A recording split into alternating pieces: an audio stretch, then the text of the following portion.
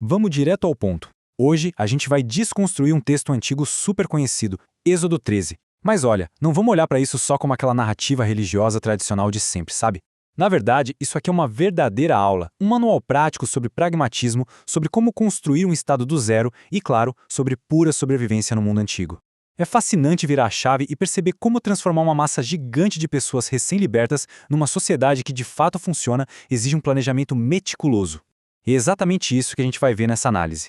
Para entender essa engenharia toda, a gente estruturou essa exploração em 5 pilares fundamentais: a nova ordem jurídica, a memória cultural, a estratégia militar e geográfica, a continuidade histórica e a logística divina. Cada um desses passos foi absolutamente vital para garantir que aquela saída do Egito não virasse um colapso total logo nos primeiros dias de deserto. Vamos lá! Começando pelo nosso primeiro pilar, a nova ordem jurídica. É aqui que a coisa fica interessante, porque a consagração dos primogênitos funciona como uma mudança legal radical na forma como os direitos de propriedade eram vistos na antiguidade. Olha que sacada genial de substituição de posse. O contraste é super revelador, né? Naquela época, o primogênito era literalmente a força de trabalho e o futuro de qualquer clã. Então, quando o texto diz que o divino está reivindicando os primogênitos, ele está, na prática, declarando legalmente que a força e o futuro desse povo não pertencem mais ao Império Egípcio. É uma transferência oficial de posse. Sai o Estado opressor e entra um modelo onde a nação inteira é adotada. Basicamente, as pessoas agora são consagradas para a vida e não mais para a morte como escravos. E aí a gente chega num detalhe muito pragmático, a economia em torno do jumento. Sabe, o jumento era aquele animal de carga essencial. Não dava para ir a lugar nenhum sem ele, mas ele era ritualmente impuro. Aí a nova lei dizia o seguinte: ou o dono resgata o animal pagando um cordeiro, ou ele tem que quebrar o pescoço do bicho. Imagina a cena e o peso econômico disso. A lei forçava a pessoa a tomar uma decisão dolorosa para o bolso, ou perder uma ferramenta de trabalho vital, ou pagar um preço de sangue por ela. Isso cimentava o peso e a seriedade dessa nova ordem jurídica no dia a dia da galera. Não era só teoria, doía no bolso. E isso nos leva para o segundo pilar, construindo a memória cultural. Vamos ver como essa nova nação engajou a sua identidade para o longo prazo, pensando nas gerações que ainda iam nascer. Agora para pensar um pouco. Como é que uma sociedade recém-formada, que está prestes a virar nômade no deserto, vai preservar a própria história? Eles não tinham os enormes monumentos de pedra, né? Os faraós gravavam a glória deles na rocha. Mas uma população inteira em fuga? Eles com certeza não tinham esse luxo. O texto resolve esse baita problema com uma estratégia de pedagogia ritual que é brilhante, baseada totalmente na tradição oral. Tem aquela frase famosa, quando teu filho te perguntar. Ao instituir isso, a narrativa tira a preservação da memória nacional das mãos do Estado e dos monumentos impessoais e coloca direto dentro de casa na sala de jantar. A história deixa de ser burocrática e vira uma herança super pessoal. O grande ponto aqui, a grande metáfora, na verdade, é a instrução de guardar a lei como um sinal na mão e um memorial na testa. A testa sendo os pensamentos, a mão sendo as ações, simbolizando uma dedicação física e mental total. Mas o que é bizarro de tão interessante é que, com o passar do tempo, especialmente depois do exílio babilônico, essa metáfora visual fortíssima virou uma prática física real. Foram criados os filactérios, essas caixinhas de couro. A memória cultural acabou literalmente amarrada e ancorada ao corpo humano para sempre. Indo agora para o nosso terceiro pilar, a estratégia militar e geográfica. Essa parte mostra uma manobra muito calculada, que fez toda a diferença entre sobreviver e ser aniquilado logo nos primeiros passos fora do Egito. A gente logo percebe um detalhe geográfico no texto que é super intencional. Eles decidem ativamente fugir da rota mais óbvia e direta, que era a famosa Via Maris, ou o caminho dos filisteus. Qualquer GPS de hoje mandaria a gente por ali, porque era muito mais rápido. Mas calma aí, o que tinha nessa estrada?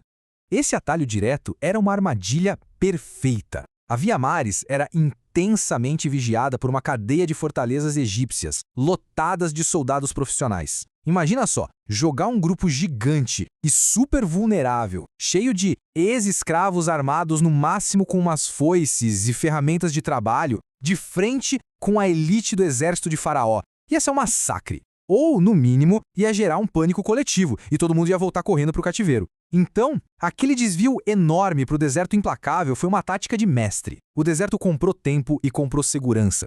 Que entrando no quarto pilar, a gente vai ver como a continuidade histórica garante a legitimidade dessa nova nação que está se formando. Dando uma olhada nessa cronologia, tem um detalhe que salta aos olhos. O texto faz questão de dizer que Moisés levou junto os ossos de José, o cara que tinha salvado o Egito da fome gerações antes. Para quem lia isso na antiguidade, a mensagem era muito clara. Olha, esse êxodo não é só uma turba de escravos dando a louca. Não. Era a execução perfeita de um contrato de longo prazo, de várias gerações. É o fechamento de um ciclo que conseguiu sobreviver até mesmo aos anos mais sombrios da escravidão. E para a gente captar o peso real disso, tem que lembrar que no Egito Antigo, o lugar onde a pessoa era enterrada e a mumificação do corpo eram literalmente os requisitos para a vida após a morte. Então, conseguir repatriar esses ossos, levar eles embora, não era um mero detalhe burocrático. Era a declaração máxima de continuidade histórica. Era cortar de vez os laços com a terra onde foram cativos, é um verdadeiro checkmate cultural na cara do império.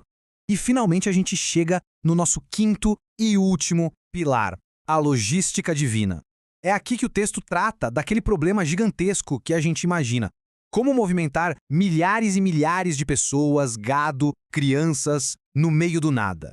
A logística da travessia é de um pragmatismo impressionante. Não era só uma coisa visualmente mágica ou poética, sabe? A divisão entre a coluna de nuvem e a coluna de fogo era proteção ambiental pura e simples. A gente está falando da península do Sinai. De dia, o calor te cozinha vivo. À noite, o frio do deserto é letal. Então a nuvem dava aquela sombra que salvava vidas durante o dia e o fogo dava iluminação e, mais importante, aquecia o acampamento todo durante a madrugada.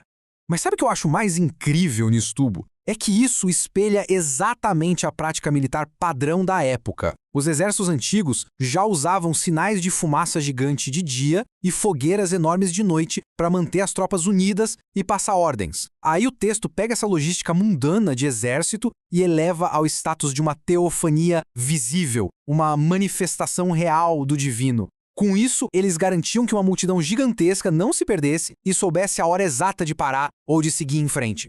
Então, quando a gente dá um passo atrás e olha para todo esse cenário, fica incrivelmente claro que nada disso foi improviso.